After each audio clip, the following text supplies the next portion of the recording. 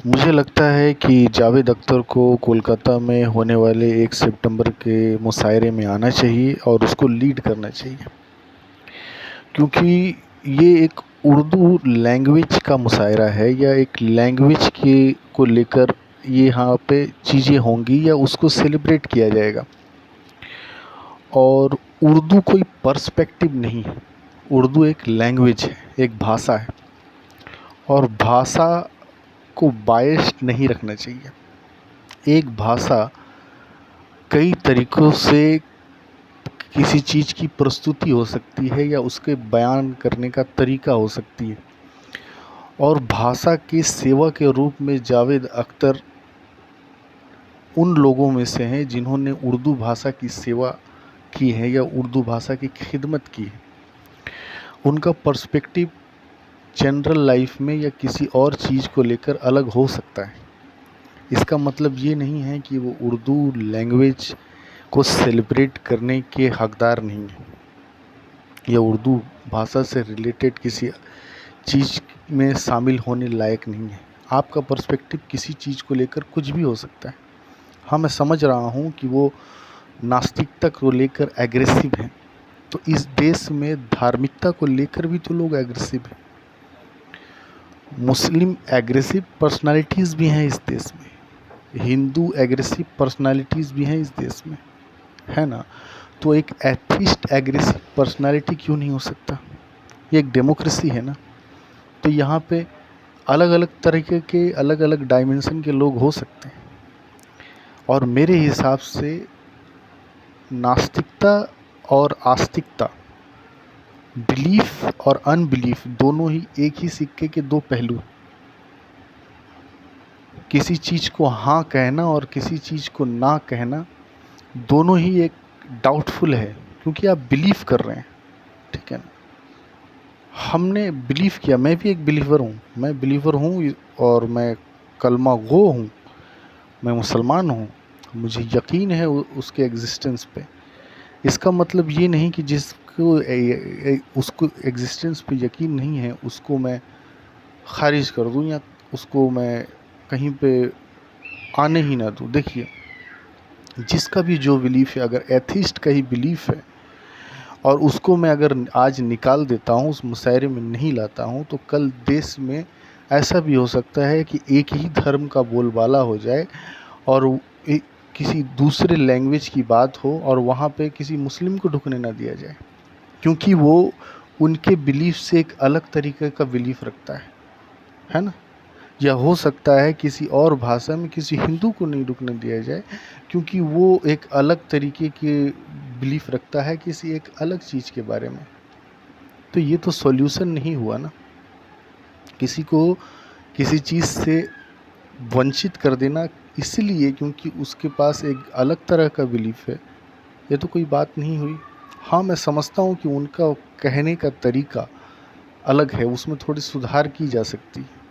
अब वो इतने ज़ईफ़ उम्र में ऐसा क्यों कर रहे हैं, ये तो वही बता सकते हैं, मगर उनको उसमें शरीक ना होने देना मैं समझता हूँ एक डेमोक्रेटिक कंट्री के लिए फेल्योर हो सकता है,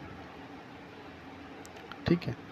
मैं समझता हूँ, मैं एक बिलीवर हूँ और मैं चाहता हूँ कि वो आए, उस चीज़ को हेड करें, और अगर ये बात डिबेटेबल है तो धार्मिक पर्सनालिटी आप बैठे उनके साथ डिबेट करें या उनको सुधारने की कोशिश करें। अगर आप समझ रहे हैं कि वो बिगड़े हुए हैं तो सुधारने का काम कौन करेगा? तो एक तार्किक आदमी को कैसे सुधारा जा सकता है? तर्क से। तो आप बैठिए, तर्क से सुधारिए। आस्तिकता और नास्तिकता दोनों ही डाउटफुल वाली चीज़ है। मैं समझता हूँ कि जावेद अख्तर एथिस्ट नहीं है, एग्नोस्टिक है। एथिस्ट नहीं है, एग्नोस्टिक है। वो लोगों को चिढ़ाने के लिए एथिस्ट होने का ढोंग करते हैं। इतने ज्ञानी आदमी हैं कि उनको मालूम होगा कि एग्जिस्टेंस कैसे चल रही है और इसके पीछे कारण क्या है। हमको लगता है वो एथिज्म का ढोंग करते हैं, वो एक्चुअली एग्नोस्टिक है, वो डाउटफुल में है। और मैंने एक उनका इंटरव्यू देख रहा था, उसमें वो बोल रहे थे कि वो अपने बच्चों के भी रिलीजन सेक्शन में नॉट एप्लीकेबल रख दिए। तो ये एक जैसा नहीं लगता है कि मुस्लिम पिता अपने बच्चों का फेथ मुस्लिम रखता है या हिंदू पिता अपने बच्चे का फेथ हिंदू रखता है, वैसे एक एथिस्ट पिता अपने बच्चों का जो रिलीजन सेक्शन है वहाँ पे एथिज्म रख रहा है। तो ये एक्चुअल में एक तरह के लोग हैं, ये अपनी बात को किसी और पे थोप रहे हैं। एक बिलीवर भी अपने बच्चों पे थोप रहा है, एक ये एथिस्ट जो जावेद अख्तर जो एथिस्ट है ये भी अपनी बात को थोप रहा है। तो यहाँ फ्री थिंकिंग कहाँ है? जावेद अख्तर भी फ्री नहीं है, वो अपने बच्चों को भी फ्री नहीं रखा है कि वो सोच सके कि हाँ एक्चुअल में ईश्वर है या नहीं। वो भी अपने बात को थोप रहा है अपने बच्चों पर। तो वो कहाँ का फ्री थिंकर हो गया? वो भी फ्री थिंकर नहीं है। फ्री थिंकर होता तो वो अपने बच्चों को चॉइस करने का ऑप्शन देता, अपनी बात को उस पर थोपता नहीं। हो सकता है जावेद अख्तर के माता पिता बिलीवर हों, उनके दादा दादी बिलीवर हों, तो उन्होंने इनको फ्री थिंकिंग दिया तब ना ये जाकर एथिस्ट हुए हैं। तो ये तो अपने बच्चों को फ्री थिंकिंग नहीं दे रहे हैं। ईश्वर को मानना और नहीं मानना एक ही सिक्के के दो पहलू हैं। एक आदमी ईश्वर को मानते हुए भी नहीं मान सकता है और एक आदमी नहीं मानते हुए भी मान सकता है। ईमान का तकाज़ा हम नॉर्मल लोग नहीं कर सकते। ईमान का तकाज़ा अल्लाह कर सकता है या वो जो इस दुनिया को चला रहा है। आप अपने तराजू से कुछ नहीं नाप सकते किसी के दिल में क्या है और ज़ुबान पे क्या है, शब्दों में क्या है, इससे थोड़ी तय कर सकते हैं। तो तय करने वाला वही है। और अगर वो अल्लाह को या ईश्वर को कुछ अपशब्द कर रहे हैं तो उनसे उनकी गरिमा नहीं गिरती। ये एक मिल्की वे में एक पृथ्वी जैसे जगह पे एक छोटे से गलियारे में या एक छोटे से शहर का एक छोटा सा एक आदमी अल्लाह को या उस सत्ता को ललकारता है तो इसकी क्या ही औकात है? ये क्या ही कर सकता है? कुछ नहीं कर सकता या उसकी गरिमा नहीं गिरती।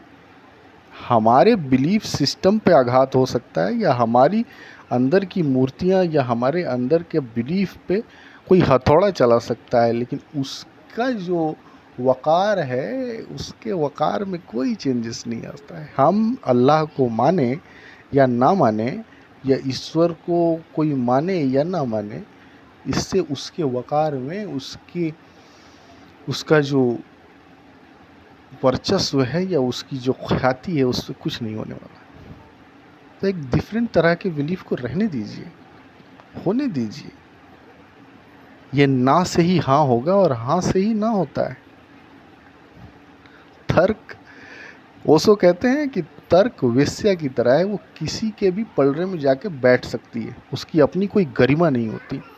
तो तर्क की कोई गरिमा नहीं है, तर्क कहीं किसी भी चक्कर में बैठ सकता है। और जो लोग ईश्वर को जानते हैं वो कहते हैं कि ईश्वर तर्क से अलग है, शब्दों को जो पार किया है वो ईश्वर को जानता है। सूफियों से पूछ लीजिए, ईश्वर को शब्दों से बयां नहीं कर सकते, तर्क से सिद्ध नहीं कर सकते। ईश्वर तर्क के पार है।